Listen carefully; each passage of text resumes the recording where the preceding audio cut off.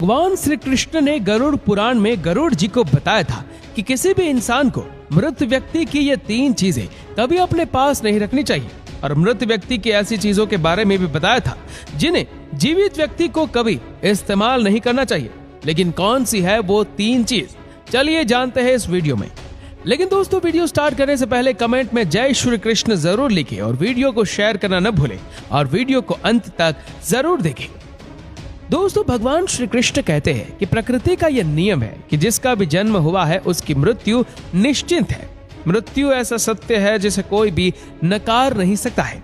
मृत्यु निकट आने पर मनुष्य को अपने शरीर का त्याग अवश्य ही करना पड़ता है, और शरीर के साथ वह व्यक्ति सभी भौतिक वस्तुओं का भी त्याग कर देता है। अर्थात मनुष्य मृत्यु के पश्चात इस मृत्युलोक की कोई भी वस्तु अपने साथ लेकर नहीं जा सकता। उसके साथ केवल उसके पाप और पुण्य ही जाते हैं। यदि किसी मनुष्य ने अपने जीवन काल में पाप से अधिक पुण्य किए तो उसे मृत्यु के समय कोई कष्ट नहीं होता है और उसके प्राण सहज गति से निकलते हैं। लेकिन जिस व्यक्ति ने जीवन भर पाप किए हो उसकी मृत्यु बहुत दर्दनाक होती है। उसे मृत्यु के समय बहुत पीड़ा सहन करनी पड़ती है। यमराज के दूत उस पर बिल्कुल भी दया नहीं दिखाते हैं और उसे अपने पाश में बांधकर खींचते हुए यमलोक ले जाते हैं। यमलोक जाने के मार्ग पर उस पापी व्यक्ति को बहुत दुख होता है। वह हाहाकार करता हुआ नरक के मार्ग पर चलता है, लेकिन यम के दूतों को उस पर दया नहीं आती है और वे उसे और पीड़ा देते हैं। श्री कृष्ण कहते हैं कि आत्मा का इस संसार में कुछ भी अपना नहीं है। आत्मा अमर है, उसका कभी अंत नहीं होता है। वह अपने कर्मों के अनुसार बार बार जन्म लेती है। मनुष्य का शरीर भी उसका अपना नहीं है, वह भी उसे कुछ ही समय के लिए ईश्वर द्वारा प्राप्त हुआ है, जो एक दिन 5 तत्वों में विलीन हो जाएगा। किंतु फिर भी मनुष्य इस संसार में जन्म लेकर कई भौतिक सुखों के मोह में पड़ जाता है। मृत्यु के बाद भी उसका उन वस्तुओं के प्रति मोह नहीं छूटता है। श्री कृष्ण कहते हैं कि जब तक मनुष्य सांसारिक वस्तुओं का मोह त्याग करके संपूर्ण रूप से ईश्वर को अपना नहीं लेता, तब तक वह अलग अलग योनियों में जन्म लेकर पृथ्वी लोक पर ही भटकता रहता है।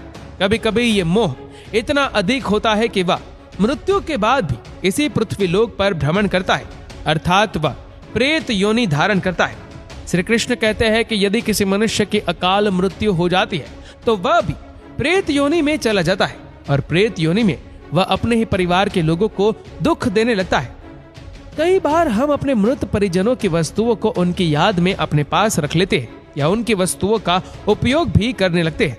लेकिन गरुड़ पुराण के अनुसार हमें मृत व्यक्ति की कुछ वस्तुओं का उपयोग कभी नहीं करना चाहिए, क्योंकि इन वस्तुओं के साथ उस मृत व्यक्ति की ऊर्जा जुड़ी हुई होती है। उस मृत व्यक्ति का उन वस्तुओं के प्रति मोह बहुत अधिक होने के कारण वह मृत्यु के बाद भी उन वस्तुओं से जुड़ा रहता है, और यदि कोई इन वस्तुओं का प्रयोग करता है तो उसे कई परेशानियों का सामना करना पड़ता है।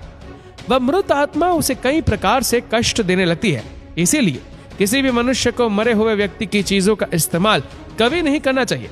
चाहे तो आप उन वस्तुओं को संभाल कर अपने घर में रख सकते हैं अथवा उन चीजों को नदी के जल में प्रवाहित कर सकते हैं, लेकिन भूल से भी उसकी वस्तुओं का इस्तेमाल नहीं करना चाहिए। उस मृत आत्मा की शांति के लिए आप उस व्यक्ति की प्रिय वस्तुओं का दान करते हैं तो ये बहुत ही शुभ होता है। गरुड़ पुराण में मृत व्यक्ति की ऐसी 3 चीजें बताई गई है जिनका कभी भी इस्तेमाल नहीं करना चाहिए, अन्यथा मृत व्यक्ति की आत्मा पृथ्वी लोक पर ही भटकती रहेगी और उसे कभी मोक्ष की प्राप्ति नहीं होगी अथवा उसे दूसरा शरीर भी कभी प्राप्त नहीं होगा। ऐसी आत्मा आपको भी अनेक प्रकार के कष्ट देती है। श्री कृष्ण कहते हैं, जब किसी की मृत्यु के बाद उस व्यक्ति को अगर प्रेत योनि मिलती है तो वह अपने ही परिवार को दुख देता है, इसीलिए उसकी वस्तुओं का उपयोग कभी नहीं करना चाहिए। तो चलिए जान लेते हैं उन 3 वस्तुओं के बारे में जो मृत व्यक्ति की कभी भी इस्तेमाल नहीं करनी चाहिए। सबसे पहले जानते हैं घर में मृत व्यक्ति की तस्वीर कहां पर लगानी चाहिए। शास्त्रों के अनुसार प्रत्येक मनुष्य को अपने घर में पूर्वजों की तस्वीरें अथवा चित्र अवश्य लगाने चाहिए। इसे बहुत ही शुभ माना गया है। अपने मृत परिजन का चित्र बनाते समय इस बात का ध्यान रखें कि उनका चित्र अथवा तस्वीर दुखी अथवा क्रोधी अवस्था में ना हो।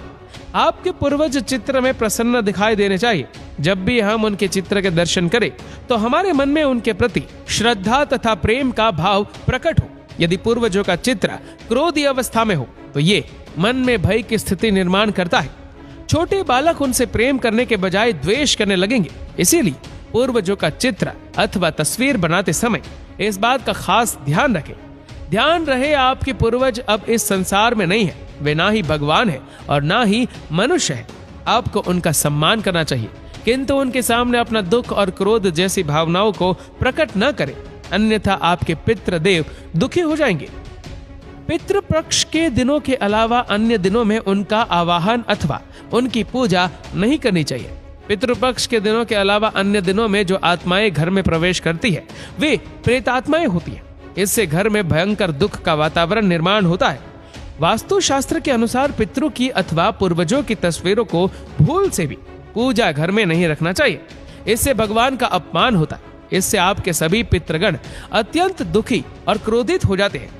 यदि आपके किसी परिजन की अकाल मृत्यु हुई है तो वे प्रेत योनि में चले जाते हैं और पृथ्वी लोक पर ही भटकते हैं। जब तक उनकी आत्मा की शांति के लिए नारायण बलि की पूजा नहीं की जाती तब तक वे प्रेत आत्मा बनकर अपने ही परिवार के लोगों को परेशान करते हैं। ऐसे में आपको उनकी तस्वीरें घर में नहीं लगानी चाहिए और पितृपक्ष में उनका श्राद्ध भी नहीं करना चाहिए। पितरों की तस्वीरें सदैव ही उत्तर दिशा की दीवार पर लगानी चाहिए ताकि उनका मुख दक्षिण दिशा की तरफ होना चाहिए। इसके अलावा अन्य किसी भी दिशा में पितरों की तस्वीरें लगाना अशुभ माना गया है। खासकर ईशान कोण में पितरों की तस्वीरें भूल से भी नहीं लगानी चाहिए। पितृपक्ष में भी पितरों के लिए किए जाने वाले सभी कार्य दक्षिण दिशा की तरफ मुख करके करने चाहिए। ध्यान रहे मृत व्यक्ति के साथ कभी भी जीवित व्यक्ति की तस्वीरें नहीं लगानी चाहिए। साथ ही शयन कक्ष में और रसोई घर में पितरों की तस्वीरें ना लगाएं। आइए अब जानते हैं मृत व्यक्ति की कौन सी चीजों का उपयोग नहीं करना चाहिए। सबसे पहली चीज है मृत व्यक्ति के कपड़े। गरुड़ पुराण के अनुसार मृत व्यक्ति के कपड़ों का कभी भी इस्तेमाल नहीं करना चाहिए। इन्हें भूल कर भी पहनना नहीं चाहिए।